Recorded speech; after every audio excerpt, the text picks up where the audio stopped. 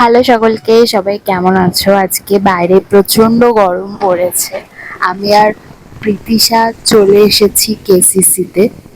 এখন আমরা চলে এসেছি 4th ফ্লোরে। এখানে স্টলগুলোকে খুব সুন্দরভাবে ডেকোরেট করা হয়েছে। লিঙ্গ সীমানা নিয়ে একটা ডিসকাশন হবে, সেটাই আজকে আমরা শুনতে এসেছি। এখন প্রেম আর মোহ নিয়ে একটা ডিসকাশন চলছে। এই শুরুতেই অমায়িক হয়ে গেল কেন? কি কি ব্যাপার? হ্যালো, নমস্কার। আমার নাম রীতাভরি চক্রবর্তী। আমি যে বয়সে আছি আমি আর দাঁড়িয়ে নেই, আমি বসেই আছি। এই বয়সে আর কোমরে ব্যথা নিয়ে দাঁড়াতে বলো না প্লিজ। প্রেম আর মোহ, প্রেমেই মোহ থাকে। মানে যখন আমরা কাউকে ভালোবাসি, তুই হচ্ছিস পৃথিবীর শ্রেষ্ঠ মানুষ, বা তোকে আমার সব থেকে ভালো লাগে। নীলাব্জ বলছে, কিন্তু ভালোবাসা মানেই তো অবসেশন। তুমি কাউকে নিজের আগে যদি না রাখতে পারো তাহলে কিসের ভালোবাসা? নীলা বলছে, নিজের চেয়ে আগে রাখা হবে, তাকে রাখা হবে, কিন্তু সব ক্ষেত্রে নয়। কখনো আমি আগে থাকবো, কখনো সে। এরকম একতরফা বোকামিতে আমি রাজি নই। একটা ব্যালেন্স বলে তো ব্যাপার আছে। তাহলে কিসের দুজনের সম্পর্ক? এখানে তো স্বৈরাচার চলছে। তুমি তো নিজের স্বৈরাচারের বিরুদ্ধে বলেই জানতাম। নীলাব্জ বলছে, তুমি ভালোবাসার একদম চচ্চড়ি বানিয়ে ফেলেছো। এত জটিল করে ভাবার কোনো প্রয়োজন নেই। নিজেকে উজাড় করে দেওয়া ছাড়া ভালোবাসায় তো আর কিছুই নেই।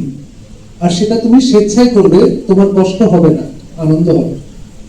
নীলা, নিজেকে উজাড় করে দেওয়া তুমি আমাকে শেখাতে এসো না। আমার এটাতে ডক্টরেট আছে। কেউ দেয় না এসবের দাম।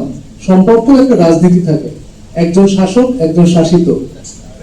নীলাব্জ বলছে, সেই বারবার নিজের একটা ঘটনা দিয়ে তুমি ভালোবাসার ধারণাটাকে আঘাত করছো, তুমি প্রেমকে অস্বীকার করছো।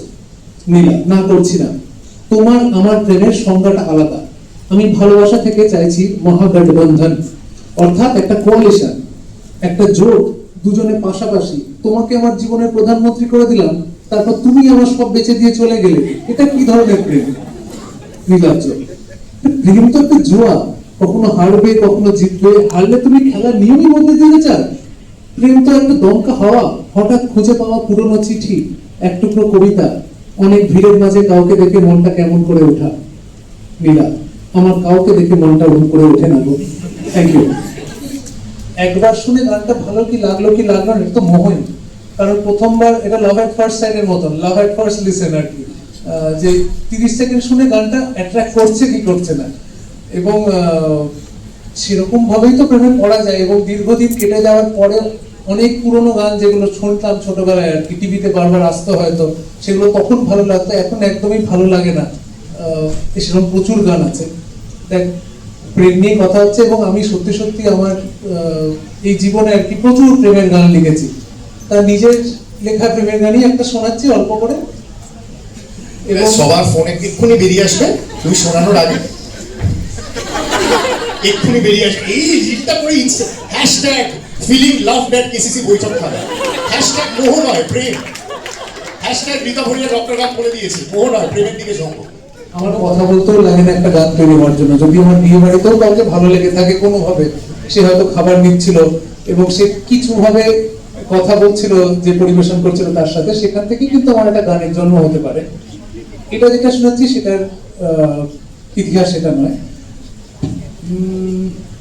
যে কটা দিন তুমি ছিলে পাশে, কেটেছিল নৌকার পালে চোখ রেখে, আমার চোখে ঠোঁটে গালে তুমি লেগে আছো। যেটুকু রোদ ছিল লুকোনো, জানো আরেকবার গাইছি, জোরে না। যেটুকু লুকোনো তোমার সালে ভালোবাসা আমার। আরেকটু জোরে।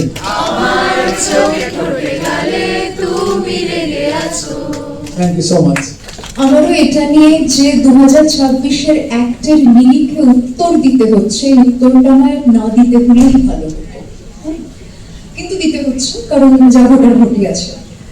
যেটা তুমি এক্ষুনি বলেছে যে পরিচিতির জায়গাটা, যেখানে ইনফ্যাক্ট একটু আগে ঈশিতা যেভাবে বলছিলেন যে জেন্ডার এবং সেক্সুয়ালিটি, ডিজায়ার, অ্যাক্টে যেভাবে জেন্ডারের সংজ্ঞাই নির্ধারিত হলো, সেটা খুব অবৈজ্ঞানিক, খুব অযৌক্তিক। কারণ আমরা যদি খুব তাত্ত্বিক ভাবেও দেখি, সেক্স এবং জেন্ডার কখনোই এক ছিল না। ফলে তুমি যে পরিচিতির কথা বলছো ঋতু, পরিচিতি ছেড়ে দাও জেন্ডার। তুমি চোখ বন্ধ করলে যে ঋতুকে দেখো, আমি কি এই মুহূর্তে সেই ঋতুকেই দেখছি? কি দিয়ে প্রমাণ করবে বলো তো? কারণ আমরা কখনোই চোখ বন্ধ করে যে আমিকে দেখি, সে আমিকে ওরা দেখেন না। আবার ওরা যে আমিকে দেখছে, সে আমির সঙ্গে আমার দেখা আমি কখনো মিলছে না। কাজ করতে করতে এবং নিজের জীবন বাঁচতে বাঁচতে এটা মনে হয়েছে যে ঠিক যেরকম জেন্ডার সেক্সুয়ালিটির একটা স্পেকট্রাম হয়, হোমো রেজিস্ট্যান্স থেকে হোমোফোবিয়া, এটাও একটা বড় স্পেকট্রাম।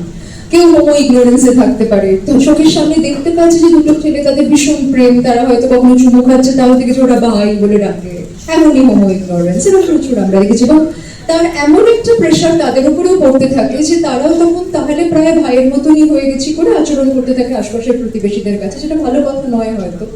কিন্তু এটা যেমন একটা দিক। আরেকটা দিক হচ্ছে এক্সট্রিম হোমোভিজিলেন্স, যেখানে আমরা মানে তারা হয়তো জাস্ট কেসিসি সেকেন্ড ফ্লোরে রয়েছে KCC cafe, KCC gallery store এবং কেসিসি লাইব্রেরি।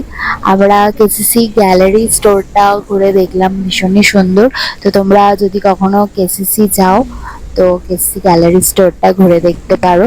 লাইব্রেরিটা বন্ধ ছিল আর ওখানে ভিডিও করা অ্যালাউ ছিল না, সেই জন্য তোমাদেরকে দেখাতে পারলাম না ভিতরটা। ভিতরটা খুবই সুন্দর। এখন আমরা রয়েছি কেসিসির গ্রাউন্ড ফ্লোরে। এটা এক্সিবিশন স্পেস, ভীষণই সুন্দর। কেসিসি খোলা থাকে সোম থেকে শনি বেলা 11টা থেকে সন্ধে 7টা অবধি, রবিবারে বন্ধ থাকে। এই জায়গাটা রুবিতে ট্রান্সপোর্টের একটু অসুবিধা হয়েছে আমাদের, আদারওয়াইজ জায়গাটা কিন্তু বেশ সুন্দর। এই জায়গাটা আমি ইনস্টাগ্রামের রিলসে দেখেছি আর আজকে আমি এসে খুবই খুশি। আমরা কালীঘাট মেট্রো স্টেশনের সামনে থেকে চিকেন মোমো খেলাম, কিন্তু খুব একটা ভালো লাগেনি। মোমো খেয়ে আইসক্রিম খেতে ইচ্ছা হলো আমাদের। আজকের মতো টাটা।